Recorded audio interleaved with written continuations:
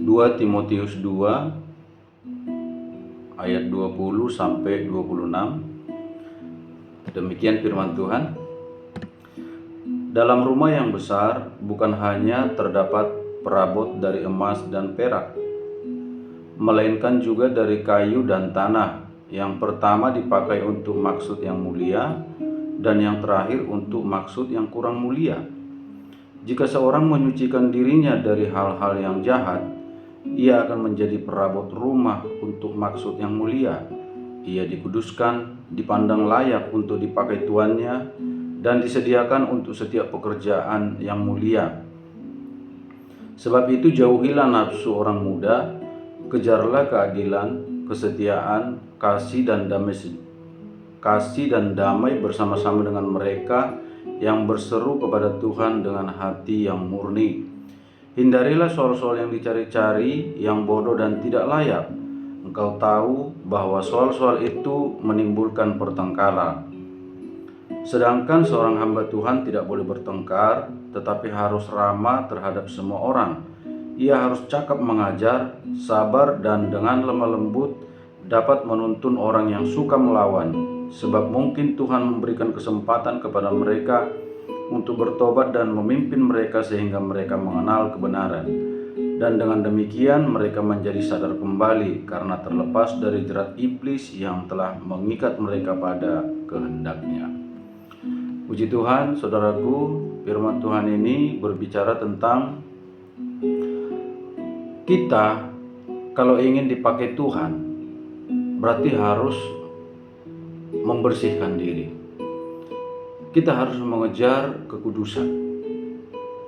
Kita harus memisahkan diri kita dari hal-hal yang tidak berkenan kepada Tuhan. Hal-hal yang buruk, hal-hal yang tidak kudus, hal-hal yang jahat, hal-hal yang bertentangan dengan firman Tuhan. Dalam bacaan kita ini, firman Tuhan ini berkata bahwa di dalam rumah yang besar itu banyak perabot. Ada perabot untuk tujuan mulia, ada yang kurang mulia. Tentu untuk perabot yang mulia itu pasti bahannya itu dari bahan yang mulia juga, seperti emas, perak. Tetapi untuk perabot yang kurang mulia itu terbuat dari kayu atau bahkan dari tanah. Dan perabot yang mulia itu digunakan untuk hal-hal khusus, hal-hal yang mulia juga.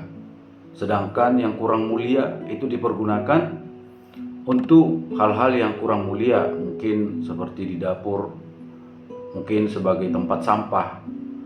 Tetapi semuanya berguna, tetapi ada tingkatannya. Ada untuk hal-hal yang mulia, ada untuk hal-hal yang kurang mulia. Ya.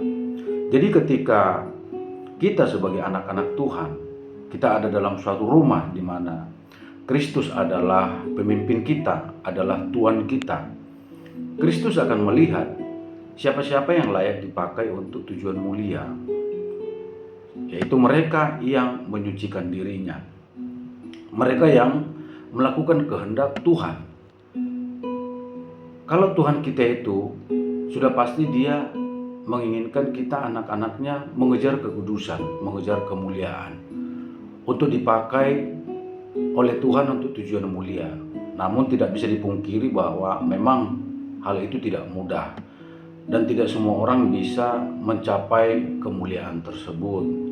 Oleh sebab itu ada tingkatan.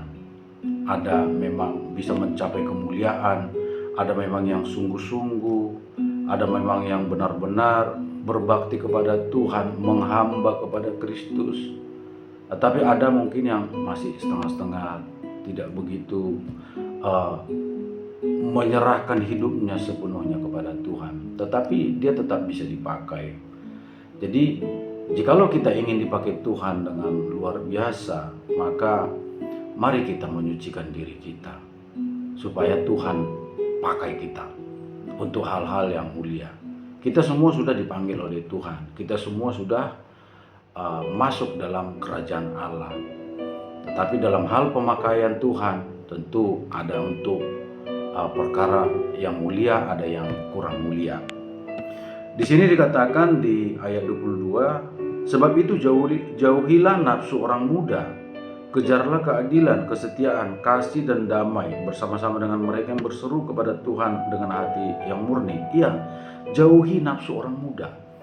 Jangan lagi kita mengikuti cara hidup orang muda. Orang muda itu kan memuaskan hasratnya, kebebasannya, dia menjunjung kebebasannya, dia bebas melakukan apa saja, apa yang menyenangkan hatinya, dia memuaskan hasratnya, dia tidak suka dibatasi oleh apapun. Itu nafsu orang muda. Dia ingin menikmati apa yang bisa dinikmati, dia ingin menyenangkan dirinya sendiri. Jadi Tuhan mengatakan jangan seperti orang muda tersebut. Ya, jauhi nafsu orang muda, kejarlah keadilan, kesetiaan, kasih dan damai. Kita harus mengejar hal-hal yang disukai oleh Tuhan, hal-hal yang disenangi oleh Tuhan, yaitu keadilan, ada kasih, ada kesetiaan. Itu hal-hal yang dikenan oleh Tuhan. Ya.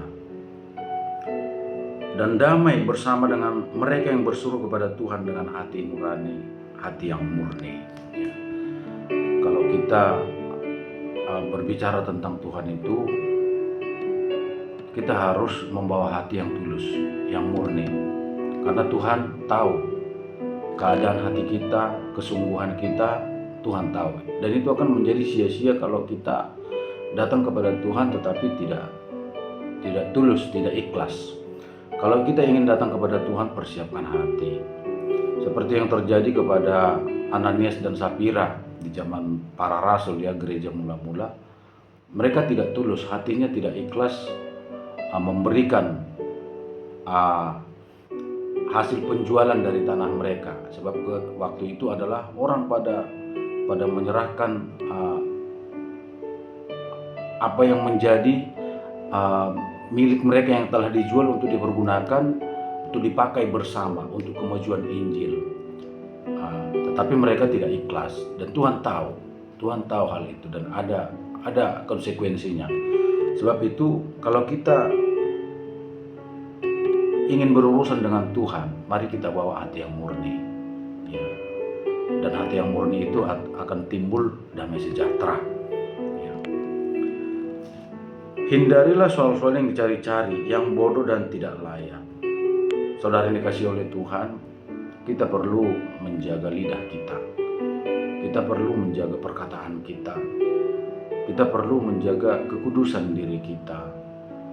Kita tidak perlu memuaskan keinginan kita berbicara, keinginan kita membahas sesuatu yang kadang tanpa kontrol, tanpa kendali.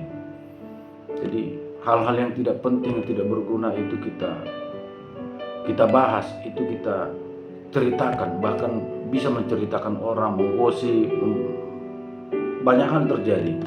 Oleh sebab itu kita harus menjaga lidah kita, menjaga perkataan kita.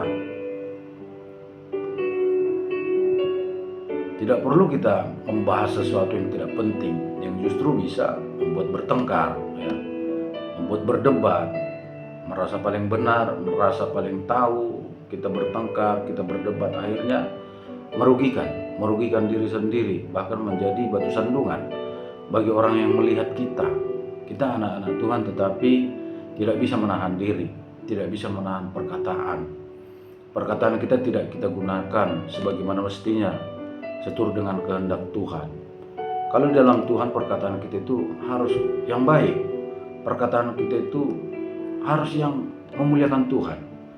Firman Tuhan berkata, baiklah kita berkata-kata seperti menyampaikan firman Tuhan. Kita bermazmur, kita memuliakan Allah dengan nyanyian rohani. Itu kata firman Tuhan.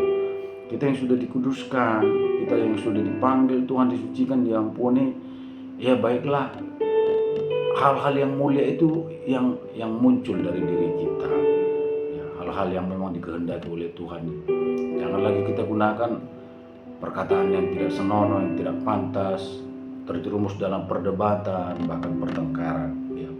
Bahkan dikatakan kita juga harus cakap mengajar dan sabar, juga lemah lembut. terutama kepada orang yang suka melawan. Memang ini tidak mudah ya. Kita harus sabar terhadap mereka yang suka melawan, suka berontak. Ya, orang yang mungkin memiliki karakter yang tidak sabaran, mungkin dia orangnya yang ya agak kasar gitu kan. Karena orang yang suka melawan itu kan dia memiliki roh oposisi gitu. Dia spirit perlawanan gitu. Jadi firman Tuhan mengatakan dia harus sabar, lemah lembut, cakap mengajar. Dan di sini katakan ya supaya mereka diberi kesempatan untuk bertobat dan mengenal kebenaran. Dengan demikian mereka terlepas dari jerat iblis yang mengikat mereka pada kehendaknya. Jadi memang orang yang suka melawan ini tentu spiritnya itu pasti bukan dari Tuhan. Karena sifat melawan pemberontak itu pasti dari si jahat. Itu pasti dari si jahat. Mungkin itu udah ada karakter itu dari diri kita, tetapi roh jahat tadi itu mengencangkan lagi karakter tadi, sehingga ya ada orang-orang memang ya, dia selalu berdiri dengan pendapatnya sendiri. Ada pendapat orang, dia pasti ada punya tandingan gitu, punya pendapat yang menjadi tandingan, jadi selalu bertentangan. Nah, Tuhan mengatakan ya kita harus sabar mengajar mereka dengan lemah lembut, menuntun mereka kepada Tuhan, sehingga Tuhan memulihkan dan melepaskan mereka dari jerat iblis yang mengikat mereka. Ya. Jadi puji Tuhan saudaraku, kalau kita ingin dipakai Tuhan, berarti kita harus siapkan diri kita, bersihkan diri kita, bersihkan hati, bersihkan pikiran, minta Tuhan membersihkan kita, minta Tuhan untuk melepaskan kita dari penghalang-penghalang yang membuat kita sulit untuk datang kepada Tuhan, sulit untuk menguduskan diri. Ini hal yang tidak mudah, ini bukan perkara yang mudah, tetapi di dalam Tuhan ada kuasa tak terbatas, ada kuasa Roh Kudus yang memampukan kita untuk hidup kudus, supaya Tuhan pakai kita menjadi alat kemuliaan di tangannya untuk hal-hal yang mulia. Puji Tuhan saudaraku, tentu kita menyukai hal-hal yang mulia, tentu kita menyukai kita dipakai Tuhan luar biasa.